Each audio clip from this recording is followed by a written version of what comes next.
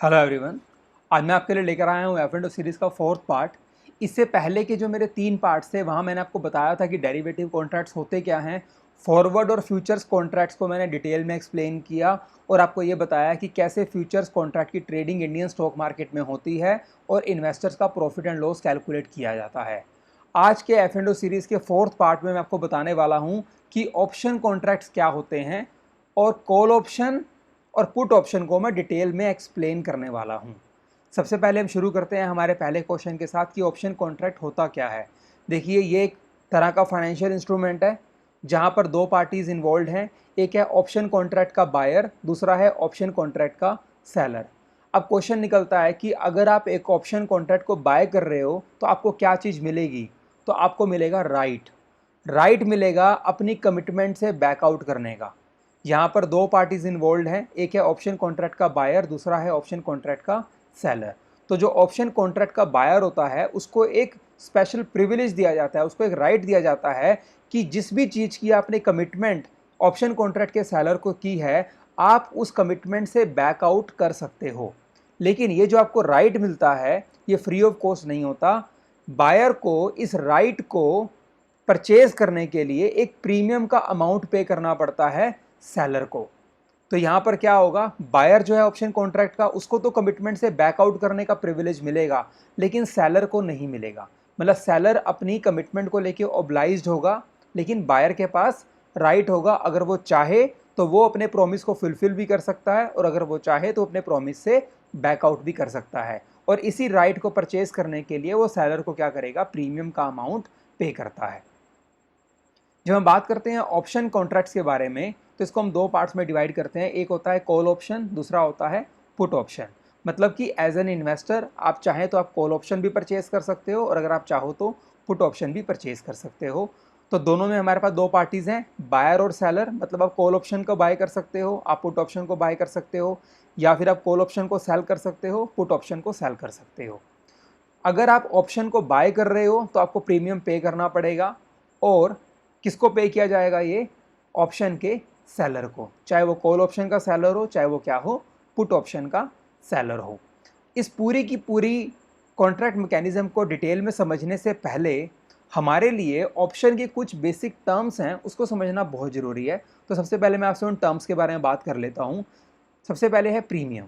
जैसा मैं आपको थोड़ी देर पहले बता रहा था कि जब भी कोई बायर ऑप्शन कॉन्ट्रैक्ट को परचेज करता है तो उसको एक राइट मिलता है। और राइट क्या है कि जो भी उसने प्रॉमिस किया है, जो भी कमिटमेंट उसने किया है, वो अपनी कमिटमेंट से फ्यूचर में बैकआउट कर सकता है।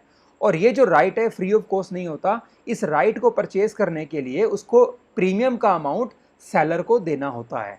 तो जो अमाउंट है जो बायर से सेलर की तरफ जा रहा है उस अमाउंट को हम प्रीमियम के नाम से बुलाते हैं।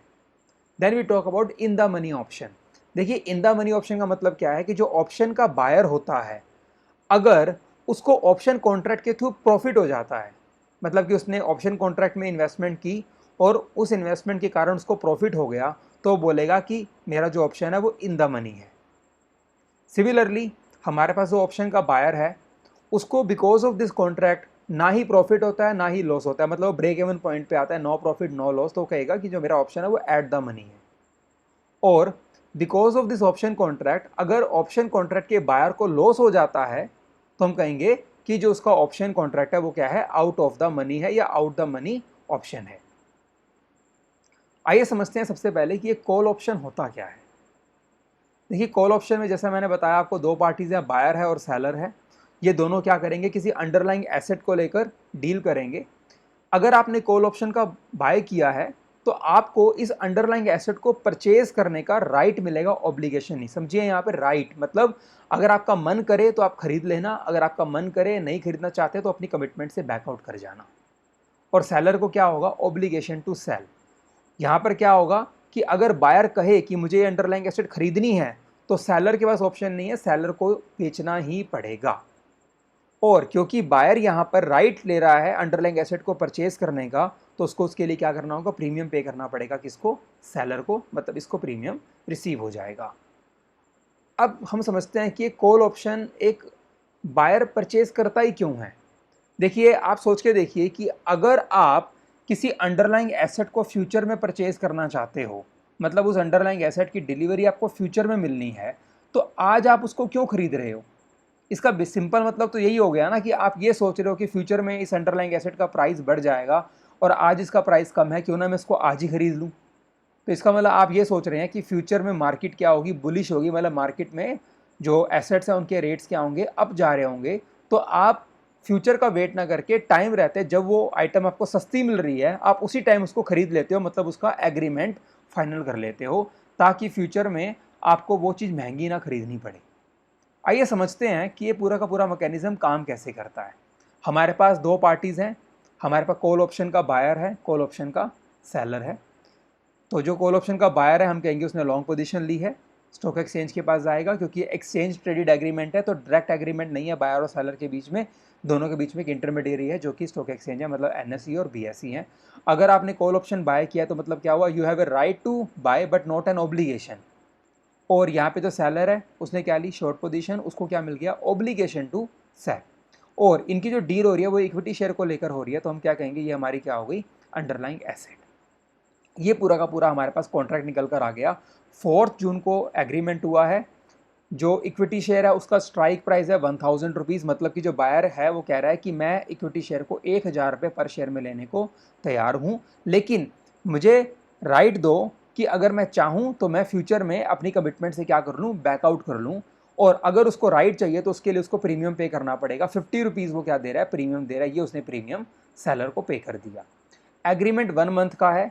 मैंने आपको अपने एफ एंड ओ सीरीज़ के पिछले पार्ट में बताया भी था कि जो एक्सचेंज ट्रेडेड कॉन्ट्रैक्ट्स होते हैं इनकी expiry last Thursday of the month को होती है। तो अगर ये 1 मंथ का है तो 25 जून 2020 को हमारा ये कॉन्ट्रैक्ट क्या हो जाएगा, एक्सपायर हो जाएगा। अब देखते हैं कि 25 जून को सिचुएशन क्या क्या क्रिएट हो सकती हैं। मान लीजिए पहली सिचुएशन ये ले ली कि मार्केट के अंदर ये अंडरलाइंग एसेट जो इक्विटी शेयर है वो अवेलेबल है 1100 रुपीज़ में। अब एज ए बायर सोचिए कि बायर ने तो इस अंडरलाइंग एसेट को परचेज करने का एग्रीमेंट कितने में किया था, 1000 में, लेकिन 25 जून को जिस दिन ये कॉन्ट्रैक्ट एक्सपायर हुआ उस दिन ये सेम इक्विटी शेयर मार्केट में अवेलेबल है 1100 रुपीज़ में। तो बायर को तो प्रॉफिट हो गया, क्योंकि बायर ने तो पहले ही इसको 1000 रुपीज़ में परचेज कर लिया है। और अगर वो उस दिन परचेज ना करता तो उसको आज उसको करंट मार्केट में स्पॉट प्राइस पे लेना पड़ता, और वो कितने का होता, 1100 का, मतलब उसको 100 रुपीज़ का प्रॉफिट हो रहा है। सेलर को क्या हो रहा है, लॉस। क्यों? क्योंकि सेलर ने अगर 4 जून को ये एग्रीमेंट ना किया होता तो आज वो करंट मार्केट के अंदर उसको 1100 रुपीज़ में क्या करता, सेल कर देता, लेकिन उसने तो एग्रीमेंट कर लिया 1000 रुपीज़ में। अब वो ओब्लाइज्ड है इसको बेचने के लिए। तो अब बायर का डिसीजन क्या रहेगा, बायर कहेगा कि मैं अपने कॉन्ट्रैक्ट को एक्सरसाइज करता हूँ, मैं अपनी प्रॉमिस से बैकआउट नहीं करूँगा, मैं तो इस अंडरलाइंग एसेट को खरीदना चाहता हूँ। तो यहाँ पे सेलर के पास तो ऑप्शन ही नहीं है, क्योंकि इसके पास तो राइट है बायर के पास खरीदने का। इसने कहा मैं खरीदना चाहता हूँ, तो सेलर कहेगा okay I am oblige to sell, तो बेच देगा। तो इसमें बायर को क्या प्रॉफिट हुआ, 50 रुपीज़ का। कैसे 50 रुपीज़ का हुआ, क्योंकि उसने 1000 रुपीज़ में एग्रीमेंट किया। जिस दिन इस इक्विटी शेयर की डिलीवरी हुई उस दिन ये मार्केट में कितने का था, 1100 का, तो कितने रुपये बच के, 100 रुपीज़। लेकिन उसने 50 रुपीज़ प्रीमियम भी तो पे किया है, तो 50 रुपीज़ वो कम कर दो तो नेट प्रॉफिट कितने का आ गया, 50 रुपीज़ का। ये थी पहली सिचुएशन जहां हमने एज्यूम किया कि स्पॉट प्राइस उसका क्या था, ज़्यादा था 25 जून को। अब हम लेते हैं दूसरी सिचुएशन। मान लीजिए 25 जून को इसी इक्विटी शेयर का प्राइस मार्केट में 800 रुपीज़ है। अब अगर आप बायर के अकॉर्डिंगली सोचो, बायर ने एग्रीमेंट कितने में किया हुआ है, 1000 रुपीज़ में, लेकिन 25 जून को जिस दिन इक्विटी शेयर की डिलीवरी होनी थी उस दिन स्पॉट प्राइस मार्केट में कितना है, 800 है। मतलब कि मार्केट में तो 800 रुपये का मिल रहा है, आपने कितने का परचेज कर रखा है इसको एग्रीमेंट में, 1000 रुपीज़ का। तो अब बायर क्या कर सकता है, remember one thing, he has a right to buy but not an obligation. मतलब कि वो अपने प्रॉमिस से बैकआउट कर सकता है। वो क्या कहेगा, वो कहेगा कि मैं अपने प्रॉमिस से बैकआउट करता हूँ, मैं नहीं खरीदता इसको। तो इससे क्या होगा, सेलर को क्या मिल जाएगा, 50 रुपीज़ का प्रीमियम, वो तो वो रख ही लेगा। तो इसमें बायर को क्या बेनिफिट हुआ कि अब उसने एग्रीमेंट से तो बैकआउट कर लिया, जो कितने रुपए में था, 1000 रुपीज़ में। अब वो क्या करेगा, इसको मार्केट में जाके परचेज कर लेगा 800 रुपीज़ में, उसको नेट प्रॉफिट कितने का हो गया, 200 रुपीज़ का। यहाँ पर उसने 50 रुपीज़ क्या दिया हुआ है, प्रीमियम दिया हुआ है। तो वो जो प्रॉफिट उसको शेयर के अंदर अंडरलाइंग एसेट में नेट 200 रुपीज़ का हुआ है, उसमें से वो क्या करेगा, 50 रुपीज़ प्रीमियम जो ऑलरेडी पे कर चुका है वो उसका लॉस है, उसको लेस कर देगा। तो जो ओवरऑल उसका नेट प्रॉफिट है वो कितना निकल कर आएगा, 150 ₹50। तो कुछ इस तरीके से ये कॉल ऑप्शन का मैकेनिज्म काम करता है, जहां पर आप क्या करोगे, जिस दिन आपका कॉन्ट्रैक्ट एक्सपायर होगा या जिस दिन आपको अंडरलाइंग एसेट की डिलीवरी होनी होगी, उस दिन आप क्या करोगे, आप ये चेक करोगे कि मैंने किस रेट पे इसका एग्रीमेंट किया हुआ था और आज स्पॉट प्राइस उस अंडरलाइंग एसेट का क्या चल रहा है। आप उन दोनों को कंपेयर कर लो।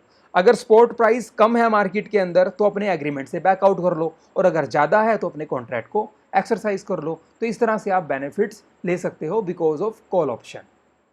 अब हम बात करते हैं पुट ऑप्शन के बारे में। देखिए, पुट ऑप्शन हम कब यूज़ करते हैं, जब आपको ये लगता है कि फ्यूचर में मार्केट क्या होगी, डाउन चली जाएगी। आपको ये लगता है कि कोई अंडरलाइंग एसेट है, आज तो उसका प्राइस काफ़ी ज़्यादा है लेकिन फ्यूचर में उसका रेट क्या हो जाएगा, कम हो जाएगा। तो क्यों ना मैं आज ही इसको मार्केट के अंदर सेल कर दूं और बेनिफिट उठा लूं। तो पुट ऑप्शन के अंदर देखिए क्या होगा, हमारे पास बायर और सेलर है, अंडरलाइंग एसेट है। पुट ऑप्शन में अगर आप बाय कर रहे हो तो you have a right but not an obligation to sell. ये उल्टा है कॉल ऑप्शन का। कॉल ऑप्शन में क्या मिलता है आपको, राइट टू बाय, यहाँ मिलता है राइट टू सेल। सेलर को क्या होता है, ऑब्लिगेशन टू बाय, मतलब कि अगर आप बेचना चाहते हो तो जो पुट ऑप्शन का सेलर है उसे खरीदना ही पड़ेगा, उसके पास कोई और ऑप्शन नहीं है। और याद रखिएगा, आपको राइट है, मतलब आप अपने प्रॉमिस से बैकआउट कर सकते हो अगर आप करना चाहो। और इस राइट को परचेस करने के लिए आप क्या पे करते हो, प्रीमियम, किसको, सेलर को। आइए समझते हैं कैसे काम करता है। बायर और सेलर है, यहाँ पर बायर ने क्या किया, स्टॉक एक्सचेंज के थ्रू पुट ऑप्शन की लॉन्ग पोजीशन ले ली, उसको क्या मिल गया, right to sell. Remember, right to sell but not an obligation to sell. Seller को शॉर्ट पोजीशन लेनी पड़ी, उसको मिला ऑब्लिगेशन टू बाय, मतलब कि अगर बायर कहेगा कि मैंने अंडरलाइंग एसेट बेचनी है तो आपको खरीदनी पड़ेगी। इक्विटी शेयर है, ये अंडरलाइंग एसेट है हमारे पास। ये पूरा का पूरा एग्रीमेंट है। 4 जून को एग्रीमेंट हुआ। एग्रीमेंट का जो प्राइस था ₹1000 का था और प्रीमियम जो था वो कितना, ₹50 का है। और 1 मंथ का एग्रीमेंट है जो लास्ट थर्सडे को एक्सपायर हो जाएगा। लास्ट थर्सडे 25 जून को हमारा आ चुका है। ये उसने प्रीमियम को पे कर दिया है सेलर को, जिसके अगेंस्ट उसको राइट मिल गया है। अब यहाँ पर हमारे पास 2 सिचुएशंस हो सकती हैं। पहली सिचुएशन, जिस दिन ये कॉन्ट्रैक्ट एक्सपायर हो रहा है, दैट इज 25 जून, उस दिन मार्केट के अंदर वो सेम अंडरलाइंग एसेट अवेलेबल है ₹1100 की। तो बायर सोचेगा कि अगर मैं इसको बेचता हूँ एग्रीमेंट के थ्रू तो मुझे कितने रुपए में बेचना पड़ेगा, ₹1000 में। लेकिन अगर मैं इसको ओपन मार्केट में सेल करूँ तो क्या रेट चल रहा है, 1100। तो बायर क्या डिसीजन लेगा, वो अपने प्रॉमिस से बैकआउट कर जाएगा। वो कहेगा मेरे को ये आपको एग्रीमेंट को फुलफिल नहीं करना, मैं इसको ओपन मार्केट में सेल करूँगा। उसको क्या बेनिफिट होगा, अगर एग्रीमेंट को फॉलो करता तो वो अंडरलाइंग एसेट ₹1000 में सेल करनी पड़ती। एग्रीमेंट से बैकआउट कर गया क्योंकि उसने प्रीमियम पे कर रखा था, उसके पास राइट था सेल करने का। उसने ओपन मार्केट में सेल किया, ₹1100 में ₹100 उसको बच गए। लेकिन उसने ₹50 का क्या दिया हुआ था, प्रीमियम, तो उसको नेट प्रॉफिट कितने का हो गया, ₹50 का। ये पहली सिचुएशन। आइए समझते हैं दूसरी सिचुएशन को। मान लीजिए 25 जून को मार्केट के अंदर ये ₹800 का बिक रहा है। अब देखिए बायर को बेनिफिट है, उसने कितने रुपए में बेचने का एग्रीमेंट किया हुआ है, ₹1000 में। लेकिन 25 जून को मार्केट में, उसका जो ओपन मार्केट है वहाँ पे वही अंडरलाइंग एसेट का प्राइस क्या चल रहा है, 800। तो वो क्या करेगा, वो कहेगा कि ठीक है, मैं तो अपने एग्रीमेंट को फॉलो करूंगा और मैं ये अंडरलाइंग एसेट बेचना चाहता हूँ ₹1000 में। ऐसा क्यों, क्योंकि मार्केट में सस्ता बिक रहा है और यहाँ पर एग्रीमेंट में वो महंगा बेच रहा है। तो वो क्या करेगा, अपने कॉन्ट्रैक्ट को यहाँ पर एक्सरसाइज कर देगा। और सेलर ने क्योंकि प्रीमियम लिया हुआ है तो उसके पास तो ऑब्लिगेशन है बाय करने की। मतलब कि अगर यहाँ पर पुट ऑप्शन का बायर ये कहे कि मैंने बेचना है तो यहाँ पे पुट ऑप्शन के सेलर को वो अंडरलाइंग एसेट को खरीदना ही पड़ेगा। तो यहाँ पर फिर क्या होगा, इसको ऑब्लाइज टू बाय तो है ही, इसको नेट प्रॉफिट कितने का हुआ, 150 का। वो कैसे हो गया, क्योंकि एक ओपन मार्केट में 800 का बिक रहा था, वो कितने का बेच रहा है एग्रीमेंट के थ्रू, 1000 का, तो ₹200 बच गए। और यहाँ पे प्रीमियम कितना पे किया हुआ है उसने, ₹50, तो नेट प्रॉफिट कितने का आ गया, ₹150 का। तो कुछ इस तरीके से हमारे ऑप्शन कॉन्ट्रैक्ट काम करते हैं। हमारे पास 2 ऑप्शन है, कॉल ऑप्शन और पुट ऑप्शन। कॉल में आपके पास राइट टू बाय होता है और पुट में आपके पास राइट टू सेल होता है। और इस राइट का मतलब क्या होता है कि आप अपने प्रॉमिस से बैकआउट कर सकते हो at the time of delivery of the underlying asset, और I can say at the time of expiry. अगर आपको वीडियो अच्छा लगा हो तो इसको लाइक एंड शेयर जरूर कीजिए और मेरे चैनल को सब्सक्राइब करना ना भूलिए। Thank you so much for watching.